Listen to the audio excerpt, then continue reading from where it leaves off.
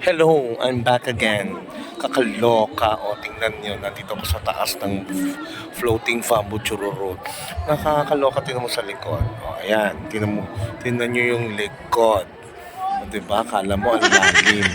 Sa totoo lang, 1 kilometro na nilakad mo, nasa tuhod pa lang din yung dagat. Nakakaloka. Promise. 1 kilometro, tuhod pa rin. Ang layo na narating mo, nasa tuhod pa rin yung dagat. At meron pang isang bagay na nandito sa dagat na ito. Meron ditong tuyom. Sa Bisaya, tujom ba? Tuyom. Alam nyo ba yun? Sa English, sea urchins. Okay, sea urchins. Na kapag natapakan mo, makirot yun.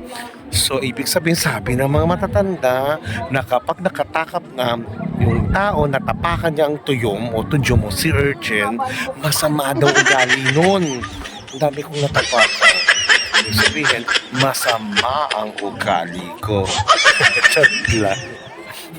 Pero ang sabi naman nila na kapag nakatapa ka ng tuyom o tujom o sea urchins, ihilang katapat nun. Ako nga naranasan ko nung araw, nung bata pa ako. Sa Bohol noon, natapakan ko, umihi. Nung sama kong bata, inihian natin, nawala.